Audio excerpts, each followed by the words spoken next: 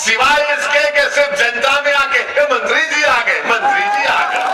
उस विधानसभा में खड़े होकर प्यारो प्यारो नहीं बोलेगा, बोलेगा है जालिमो जालिमो, इंसाफ करने का वक्त आ गया है। जिंदगी मौत, जिंदगी मौत, जिंदगी मौत। अबे तू क्या मेरी जिंदगी का मालिक है? ये कब तक जिंदगी मौत की बात करेंगे ये दल्ले? वो मोदी के गोद में बैठकर चाय पी रहा है, ये आके जिंदगी मौत, जिंदगी मौत। फिर 14 को आए तो शैतान आके कान में बोलता जिंदगी मौत। फिर शैतान के एजेंट भी है, वो भी आके बोलते जिंदगी मौत।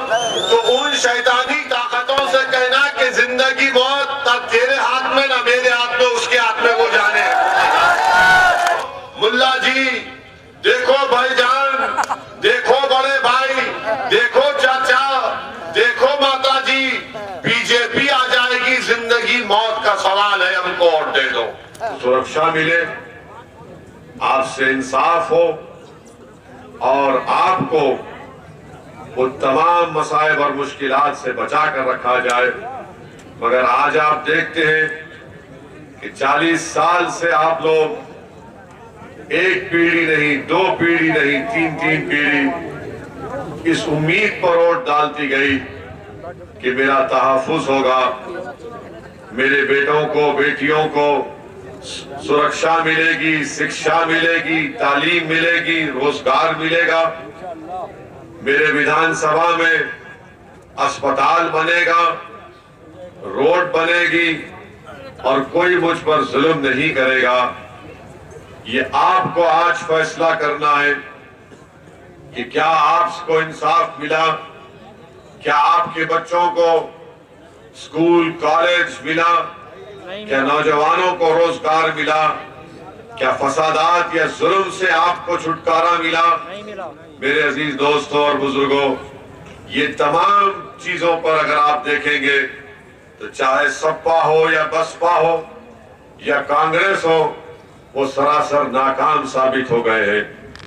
ये रहते हैं, जब फसादात होते हैं तो उसको रोकने का नाम नहीं लेते, जबकि संवैधानिक जिम्मेदारी इन पर होती है। जब वो सत्ता में होते हैं तो वो इस जिम्मेदारी को निभा नहीं पाते हैं। मेरे अजीज दोस्तों और बुजुर्गों, आपने देखा कि समाजवादी सत्ता में थी, अखिलेश यादव मुख्यमंत्री थे, 2013 में मुजफ्फरनगर का कांड हुआ, 50,000 से ज्यादा लोग बेघर हो गए, 100 की तादाद के करीब महिलाओं की इज्जत लूटी गई, कई लोग मारे गए। मगर आज आपको जानकर हैरत होगी और तकलीफ भी होगी जो मैं कह रहा हूं, चांदपुर विधानसभा से समाजवादी पार्टी ने जिसको अपना प्रत्याशी बनाया, उसको अखिलेश की सरकार ने 2013 में मुजफ्फरनगर कांड में उसको गिरफ्तार किया था, जेल को भेजा था, उस पर मुकदमा लगाया था। आज वही शख्स समाजवादी पार्टी का प्रत्याशी है चांदपुर से। आप बताओ ये सब फैसला क्यों लिया गया?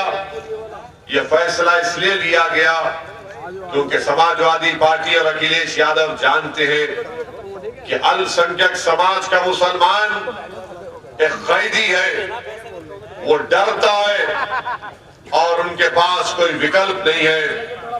इसीलिए वो ये समझते हैं कि किसी को भी हम खड़ा कर देंगे। मुसलमान बीजेपी के डर से सपा को वोट दे देगा। मेरे अजीज दोस्तों और बुजुर्गों, आज विकल्प आपके दरमियान में है, उसका नाम मजलिस इत्तेहादुल मुस्लिमीन है। आपको डरने और घबराने की जरूरत नहीं है। बीजेपी को हराना जरूरी है और हमारी भी कोशिश यही है, हमारी भी दुआ यही है कि दोबारा योगी आदित्यनाथ उत्तर प्रदेश के मुख्यमंत्री ना बने। मगर आप बताइए, आप मेरी इस बात पर सोचिए कि क्या बीजेपी को हराना सिर्फ हमारी जिम्मेदारी है? नहीं, हमारी भी है। क्या बीजेपी को हराना अखिलेश यादव की जिम्मेदारी नहीं है? क्या बीजेपी को हराना बहन मायावती की जिम्मेदारी नहीं है? क्या बीजेपी को हराना कांग्रेस की जिम्मेदारी नहीं है? मगर आप देखते हैं कि 2014 में आपने बीजेपी के खिलाफ वोट दिया, तब भी 75 के करीब सांसद बीजेपी के कामयाब हो गए। 2017 में अखिलेश और राहुल गांधी मिल लिए, आपने उनको वोट दिया, बसपा को वोट दिया, तब भी बीजेपी कामयाब हो गई। 2019 के लोकसभा के चुनाव में अखिलेश और बहन मायावती मिले और सिर्फ 15 लोकसभा की सीट पर कामयाबी हासिल की, आपने उनको वोट दिया। बताओ फिर आपकी वोट की अहमियत क्या है? जमहूरियत में आपकी वोट की अहमियत नहीं रही आज। अगर डरा डरा कर भी वोट हासिल कर रहे, तब भी बीजेपी जीत रही है। बीजेपी अगर जीत रही है तो हमारी वजह से नहीं, उनकी नाअहली की वजह से बीजेपी जीत रही है। उनके पास उनका ऑर्डर नहीं रहा, वो भाग चुका है बीजेपी के पास। से मंद मलखान दवाखाना, हर बीमारी के इलाज के लिए संपर्क करें मलखान दवाखाना, हकीम अनीस। जैसे कैंसर, एड्स, शुगर, नामर्दी, लाल पानी, सफ़ेद पानी, धात, दमा, पथरी, एलर्जी, जोड़ों का दर्द, गठिया बाएं, सेहत बनाने के लिए दांत, गैस, तेजाब, औलाद का न होना भी इलाज किया जाता है। वो मोदी के गोद में बैठकर चाय पी रहा है और ये लोग मजलिस पर इल्जाम लगाते हैं कि ओवैसी की वजह से बीजेपी जीतती है। 2019 का चुनाव हम लड़े क्या? नहीं लड़े। हम तो नहीं लड़े, तब भी बीजेपी कैसे जीत गई?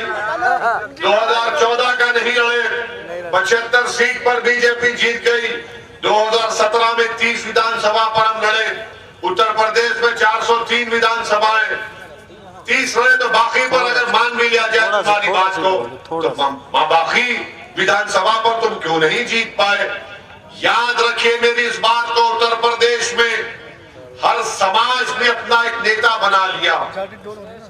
हर समाज ने अपना एक नेता बना लिया और हर समाज अपने से इंसाफ की जब बात करता है तो सपा हो या बसपा हो या बीजेपी हो, वो दौड़ते हैं उनकी तरफ उनके इंसाफ करने के लिए। और हमारा काम क्या है? हमारा तो कोई नेता, कोई आपके मसाइल को उठाने वाला नहीं, कोई आपकी नाइंसाफी के खिलाफ, जुल्म के खिलाफ आवाज उठाने वाला नहीं। इसलिए कि सपा बसपा कांग्रेस जानती है ये कैदी है, इनको डराओ और इनका वोट हासिल करो, उसके बाद 4.5 साल तक इनको भूल जाओ। फिर जब चुनाव आएंगे तो फिर आकर इनके दरमियान में खड़े हो जाओ और उनसे कहो कि देखो मुल्ला जी, देखो भाईजान, देखो बड़े भाई, देखो चाचा, देखो माता जी, बीजेपी आ जाएगी, जिंदगी मौत का सवाल है, हमको वोट दे दो। ये कब तक जिंदगी मौत की बात करेंगे ये दल्ले?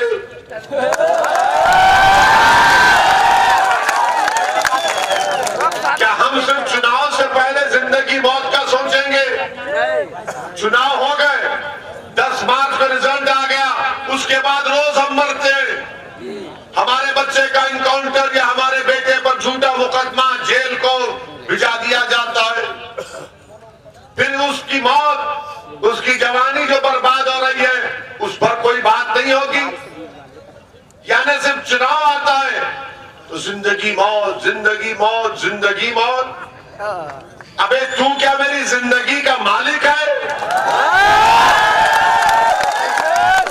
अबे तू क्या मेरी मौत का फैसला करने वाला है? अरे दुनिया में जो कोई भी आया, इस दुनिया में अल्लाह के हुक्म से आया, मौत का भी वक्त लिखा हुआ है, रिज़्क़ भी लिखी हुई है और इज्जत भी लिखी हुई है। ये आपको सिर्फ हवा करके थाली मारना नहीं है, बिल्कुल अमल दरामद करेंगे। 14 तारीख को जाके हाँ नहीं करना है, बटन दबाना है, दबाएंगे। ये बात है, वरना हमारा मामला ऐसा है कि वो बहुत जज्बात में हो जाते, फिर 14 को आए तो शैतान आके कान में बोलता जिंदगी मौत। फिर शैतान के एजेंट भी है, जिंदगी मौत, तो उन शैतानी ताकतों से कहना कि जिंदगी मौत ना तेरे हाथ में ना मेरे हाथ में, उसके हाथ में वो जाने। मैंने जिसके नाम का सदका खाया उनके सदके में इंशाल्लाह जिंदा भी रहूंगा और इनको हराऊंगा भी इंशाल्लाह। और हम किसके नाम का सदका खाते? कमली वाले के नाम का। यहाँ के जिंदगी मौत, जिंदगी मौत। हमको भी बोले सिक्योरिटी ले लो, जिंदगी खतरे में। हम बोले तू फैसला करेगा, तू फैसला करेगा हमारी जिंदगी का। हमारी जिंदगी का फैसला तो अम्मा के पेट में आने से पहले आलम अरवा में हो चुका है, हो चुका है। ये तो महज खेल है, कोई आता है जाना सबको है। जेड कैटेगरी ले लो।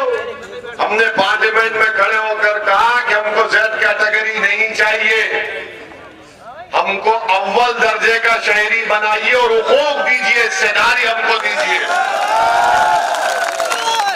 तो ये जो लोग आकर आपसे कहेंगे जिंदगी मौत का इलेक्शन है, नहीं है, जिंदा रहेंगे इंशाअल्लाह ताला और हिस्सेदारी की लड़ाई में लड़ेंगे, आपके हक की लड़ाई लड़ेंगे, आपके इंसाफ की लड़ाई लड़ेंगे और ऐसे बेहतरीन बहादुर को यहां से कामयाब करेंगे जो उत्तर प्रदेश की विधानसभा में जाकर, जो आज आपके दरमियान में खड़े होकर अपनी तकलीफ का इजहार करते हुए बार बार आपसे मुखातिब होकर कह रहा था कि प्यारो प्यारो प्यारो प्यारो।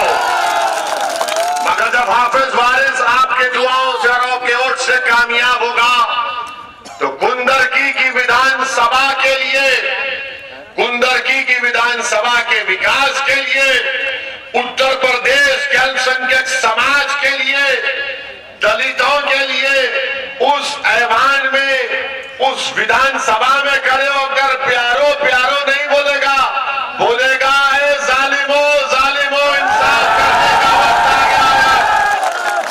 अब इंसाफ करने का वक्त आया है, क्योंकि जितने जीत कर गए वो गूंगे बनकर बैठते थे विधानसभा में, जितने तुम आपके वोट से कामयाब होकर गए वो सब के सब अंधे और बहरे बनकर बैठ कर सुनते थे खाली गुफ्तगू। लोग बोलेंगे कि अगर हाफिज वारिस कामयाब हो गया, मजलिस के 8-10 कामयाब हो गए तो क्या होगा? क्या तुम सत्ता में आओगे? फिर दूसरा सवाल हजरत इब्लीस के जानशीनों की तरफ से, तुम क्या सत्ता में आओगे? तुम्हारा मुख्यमंत्री बनेगा? मेरे भाई 40 साल से आपने जिसको वोट दिया उसको विधायक बनाया, उसको मिनिस्टर बनाया, मंत्री बनाया, उसकी पार्टी के आदमी को मुख्यमंत्री बनाया, उसको एक गाड़ी मिलती है, उसके लाल लाइट लगती है तो विधायक समझता कि मेरे सर से सींग निकल गए, टाई टाई समझते, काम कुछ नहीं करता।